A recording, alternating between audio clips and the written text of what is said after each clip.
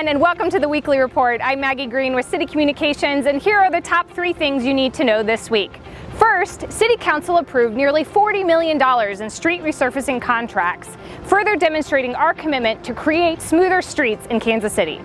The city has shifted from pothole repair to full street resurfacing, which is a more permanent and higher quality improvement.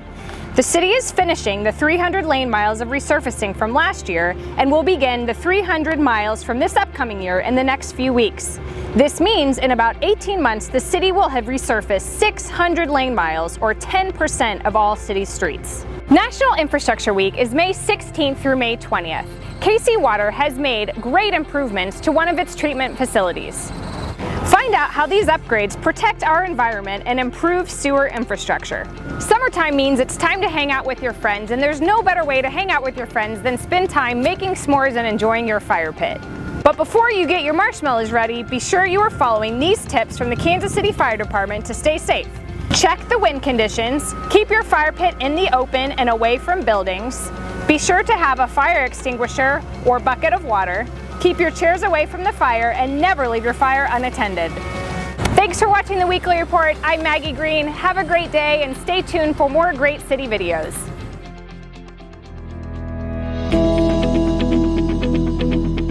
We are excited to be back here again. As you know, really since we began, a lot of us here, both my position as mayor, our city manager, our public works director, all of whom being comparatively new, we have noted that the way to improve our roads long term is to make sure that we are rebuilding and resurfacing our system. The pathway to better streets is through better investment and better work up front. That's why once again this year we are tripling the amount of lane miles that are typically resurfaced, going from 100 lane miles to 300 lane miles. That means in every part of Kansas City, we're on the east side today, but in every part of Kansas City, you'll see new roads resurfaced, you'll see us connecting more communities. We've got 6,000 lane miles of streets here in Kansas City, which is a tremendous number. It's very obvious that many of those have not been touched in decades. So we've got a lot of catching up to do here. But what we're hopeful about is that by the end of this summer, we will have done probably close to 600 lane miles of streets. And this is the new bar, this is the new standard. Our goal is to have this 10% of our streets resurfaced within a year and a half, and we're well on our way with that. My colleagues at the City Council and all of us who I think have taken some tough votes saying that we're going to spend tens of millions of dollars a year to enhance our resurfacing program, so you're not just seeing mediocre pothole fills.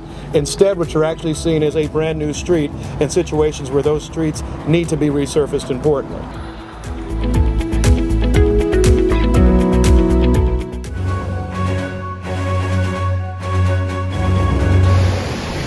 The Westside wastewater treatment plant has been pumping, treating, and cleaning wastewater for nearly 60 years.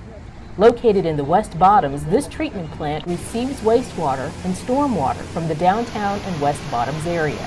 On average, this plant receives about 16 million gallons of water a day.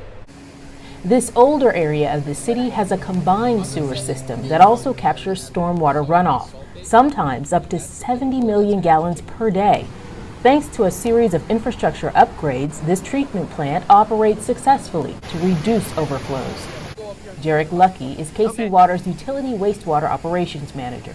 We actually teamed up with Smart Sewer System, and knowing that these combined sewer overflow events are happening, we need to be able to reduce those and be able to take care and create a sustainable future. KC Water divisions teamed up to create a project that would meet consent decree goals. KC Water added several features to increase the capacity of the 1963 facility. New hydraulic systems, replacing pumps, sensors, and other equipment. The old system, so 1963 and 1978, those hydraulically could only take on 40 million gallons a day. We needed to add on an additional 30 million, so that means we needed to take the guts and increase the size. New clarifiers to take on more stormwater in addition to the wastewater already coming in. We added additional clarification, so we have another basin that can take that flow.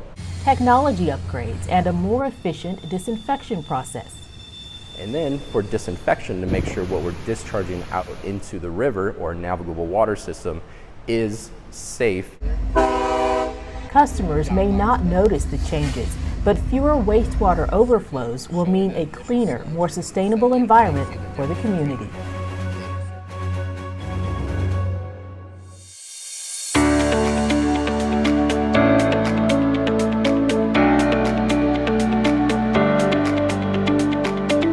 Hi, I'm Tyler Haney, firefighter EMT for the Kansas City, Missouri Fire Department. And a few things scream summer, like sitting around a fire pit with family and friends, and who doesn't love s'mores? But before you get ready to make a delicious, melty s'more, let's go over some basics of backyard fire safety. Before you start your fire pit, check the local weather forecast.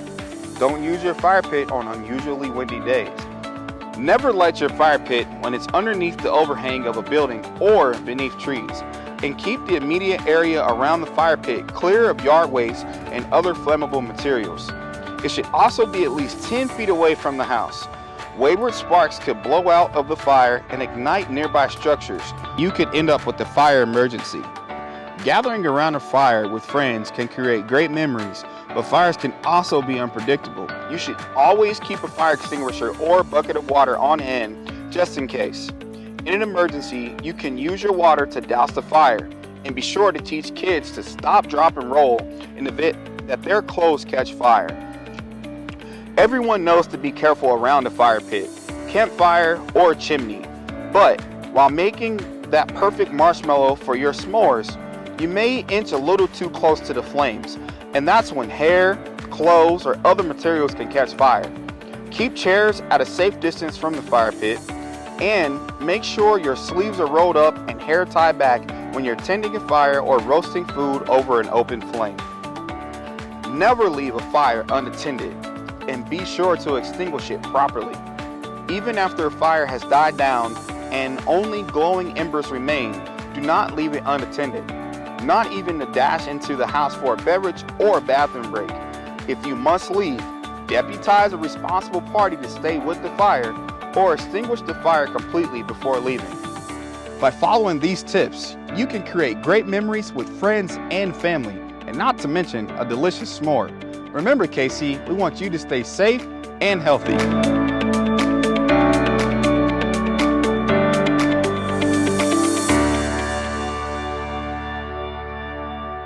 Don't forget, City Hall will be closed for Memorial Day, Monday, May 30th. Therefore, your trash and recycling collection will be delayed one day all week. Monday routes will be collected on Tuesday, Tuesday routes on Wednesday, and so on. Fridays, trash and recycling will be collected on Saturday. For additional information on the city's holiday trash schedule, go to kcmo.gov/trash.